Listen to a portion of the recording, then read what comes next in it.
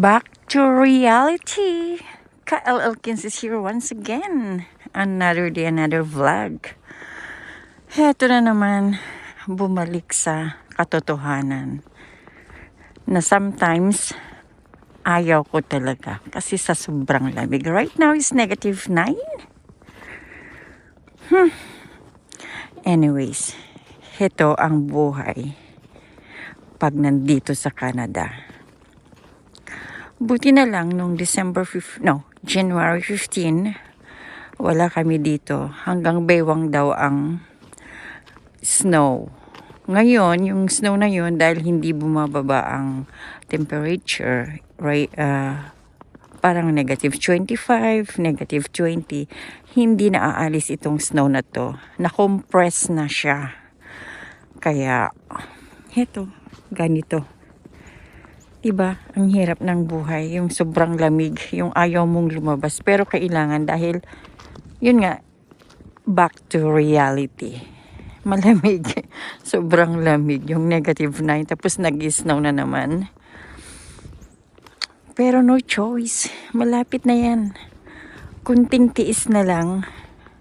4 years from now, siguro makapagpahinga na yung aking paa sa paglalakad sa snow na to.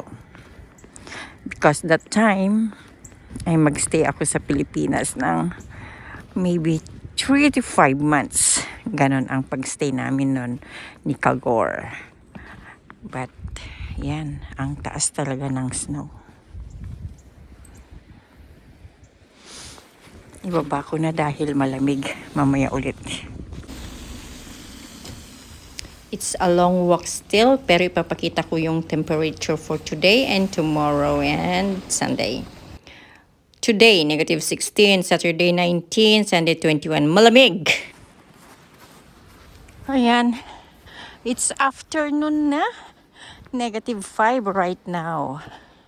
Mamayang gabi, yun yung time na mag -16. It's Friday. Pero bukas, as I've seen in the weather, -21, -19. My gosh, buti na lang weekend. So, yun. Dumaan ako dito sa shortcut. Kaya, yun. Para maiba naman yung mga dinadaanan ko. Full of snow. Oh, ang upuan, yan na. Ang mesa doon, malapit nang mapuno. Na-compress talaga yung snow since January 25. 15 yung una and then 25 ulit. Malakas ulit ang snow. Kaya, ayan, nakakaloka ang panahon. Ang alam natin pag Canada, sarap ng buhay. Masarap, may sahod. Kayang buhayin ng pamilya sa Pilipinas. Pero yung hirap dito na nagtatrabaho, mahirap talaga. Lalo na sa paglalakad. Na kung nakahaapak ka ng something glossy, yung parang salamin yan, madudulas ka. Kaya dahan-dahan. Okay sana kung hindi yung nilalakad ko ay hindi 30 minutes. 30 minutes papunta, 30 minutes pa uwi. Tapos -5. Parang nasa loob ka lang ng freezer. At naninibago ako dahil kararating ko lang dito sa Canada. Kaya minsan pag ganitong panahon, yung umpisa December hanggang March or April, gusto ko na sa Pilipinas ako. Well, mahintay ko yun. Soon. Ayan, dito, ayoko dyan maglakad kasi madudulas ako. Buti naman dito ay may mga dinadaanan ng mga tao. Hindi daanan ng mga tao to. Kaya lang, dahil yun ang shortcut, dito kami dumadaan. So, yun ang life ng Canada. Kaya yung iba talaga ay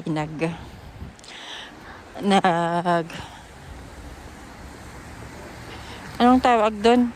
For goodness sa Pilipinas. yung mga mayayaman, yung mga matagal na dito, yung mga ipinanganak dito actually, nag-stay na sila dito, ay umuwi na sila, yung nakaipon, yung mga nasa 50 years na sila dito sa Canada, yung mga ipinanganak dito, ganon, yung mga nurses, ganon.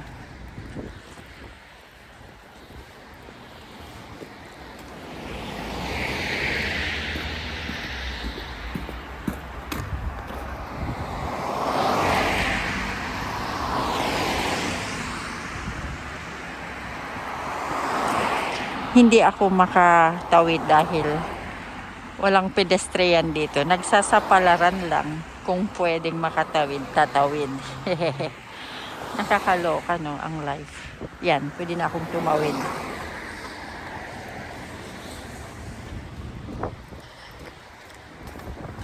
So yun, ang life ng mga umuwi. May mga pinapanood akong vlogger. They're young at the age of 40. Nakakon na sila ng business nila sa Pilipinas. Naka-invest na talaga sila. Kaya yun ang mga sinasabi ko sa mga anak ko na mag-ipon-ipon sila para pag yung age na 50 ay tibak-tibak na yung kanilang, hindi man tibak-tibak yung pera, pero kon na yung hindi na sila nahihirapan kagaya ko. Kasi yung point sa akin is pinaaral ko ang mga anak ko sa Pilipinas, and then dumating sila dito, nag-aral sila. Hindi ko man sila pinaaral dahil nag-umutang sila sa gobyerno, pero yung food, yung bahay, akin lahat together with my husband. Kaya yun, kung ano naman ang kwento ko sa buhay. Anyway, ibaba ko na kasi nilalamigan na yung isa kong kamay. Mamaya ulit. Dito na kami sa bahay, malamig na malamig. Ayan, nag-snow na naman. And then, bukas ulit. Sabado. Ayun yung upuan namin sa labas, punong-puno. Sa backyard, punong-puno.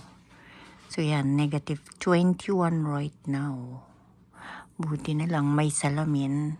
Nararamdaman yung init pero sa labas malamig. I-flex ko lang din ang aking mga halaman. Ayan, kulang ang tubig, hindi na diligan. Ayan, namumulaklak na naman ang aking kalamansi. At mga Santa Claus ko ay sumasayaw. Ayan lang po. Salamat again for watching and see you next time. Ay, may isa pa. Yung aking orchids, hindi pa rin namamatay. Yan. Thanks again for watching and see you next time. Ready sa aking pagtanim sa March ang aking karabaza.